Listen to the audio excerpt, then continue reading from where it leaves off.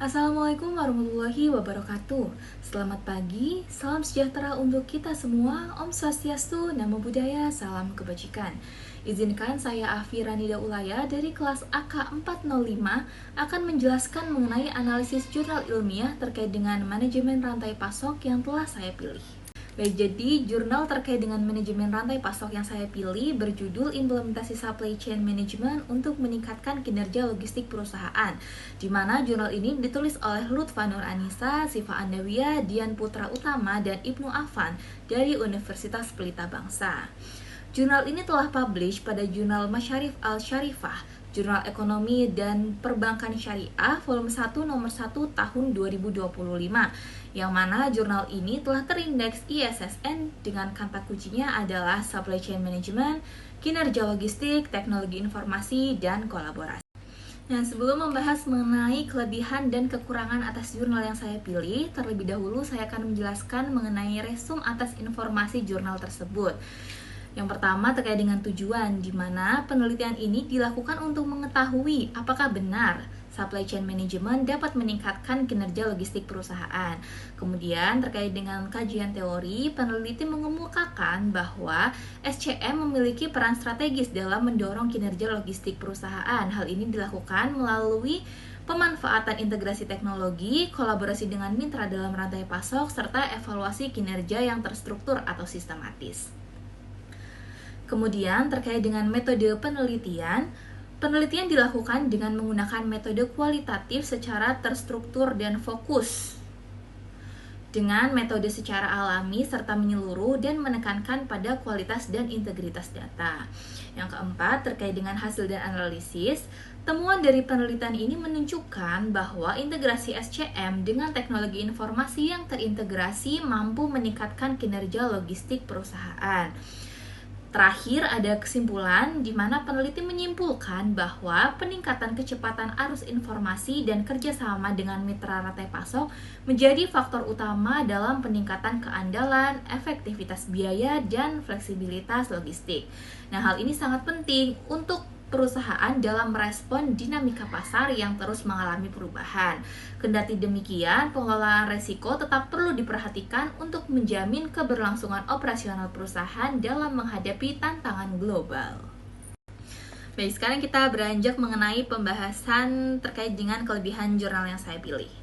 Setelah mempelajari dan membaca secara menyeluruh jurnal tersebut, saya menemukan 5 hal yang menjadi kelebihan dari jurnal ini. Yang pertama tentu saja terkait dengan topik yang relevan dengan kondisi terkini. Nah, topik SCM yang diangkat pada jurnal ini merupakan aspek yang vital bagi operasional perusahaan, terutama pada era globalisasi dan era digital saat ini. Nah, fokus pada peningkatan performa logistik perusahaan menjadikannya sangat berguna untuk menghadapi tekanan efisiensi dan kecepatan layanan. Kelebihan yang kedua yaitu terkait dengan metode kualitatif yang digunakan. Telah sesuai menurut saya, karena penggunaan metode kualitatif ini memungkinkan peneliti untuk dapat melakukan eksplorasi lebih luas dan mendalam terhadap praktik implementasi SCM. Penelitian yang dilakukan secara alami dan menyeluruh dapat memberi gambaran lebih realistis di lapangan. Adapun data yang digunakan diperoleh melalui observasi dan wawancara secara langsung. Hal ini tentu saja akan memperkaya kualitas dan keabsahan temuan. Kemudian kelebihan jurnal yang ketiga yaitu penekanan urgensi integrasi teknologi, di mana penelitian ini menekankan pentingnya penggunaan dan integrasi teknologi dalam mendukung SCM. Hal ini sangat mencerminkan perkembangan terkini di mana digitalisasi dan interoperabilitas sistem menjadi faktor utama dalam optimalisasi dan efisiensi proses logistik. Nah, beralih ke kelebihan yang keempat yaitu penelitian ini memberikan manfaat ganda yaitu bagi akademisi dan praktisi. Penelitian ini tidak hanya menyumbang literatur ilmiah bagi para akademisi, tetapi juga akan memberikan implikasi langsung bagi para praktisi, khususnya manajer logistik, dan para stakeholder lain yang dapat mengimplementasikan efektif SCM tersebut. Nah, kemudian kelebihan yang terakhir adalah publikasinya dilakukan pada jurnal resmi dan mudah diakses. Seperti yang sudah saya sebutkan di awal bahwa penelitian telah dipublikasikan pada jurnal resmi yang telah terindeks dan ber-ISSN. Dan jurnal ini merupakan open journal, sehingga mahasiswa dengan mudah ataupun para pembaca lain juga dapat dengan mudah mengakses jurnal tersebut. Nah, kita beralih ke pembahasan terakhir mengenai jurnal ini, yaitu terkait dengan kekurangan jurnal. Saya menemukan 3 kekurangan dalam jurnal yang saya pilih. Yang pertama adalah sampelnya terbatas dan kurang dijelaskan, kemudian tidak adanya data kuantitatif yang digunakan, serta literatur dan kajian teori yang kurang kuat. Pada kekurangan yang pertama terkait dengan keterbatasan sampel yang digunakan, penelitian ini kemungkinan hanya dilakukan pada satu atau beberapa perusahaan, karena data yang digunakan hanya berupa data kualitatif, bukanlah data kuantitatif.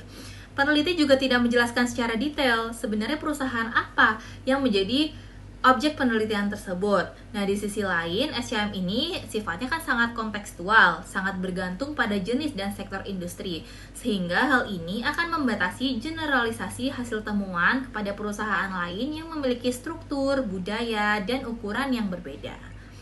Kekurangan yang kedua yaitu terkait dengan tidak adanya data kuantitatif. Penelitian ini tidak menggunakan data kuantitatif sehingga kita tidak bisa mengetahui pengukuran secara statistik untuk terkait dengan seberapa besar peningkatan kinerja logistik yang terjadi sebagai implikasi dari implementasi SCM itu sendiri. Nah, tanpa angka pasti atau perbandingan sebelum dan sesudah dilakukannya SCM, tentu saja kita akan sulit untuk melakukan efektivitas dan efisiensi secara objektif.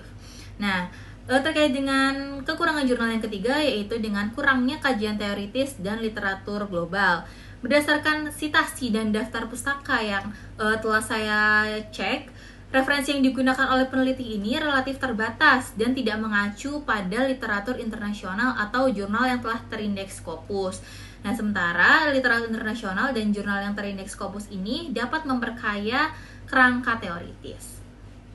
Cukup sekian presentasi hari ini. Saya Vira pamit undur diri. Wassalamualaikum warahmatullahi wabarakatuh.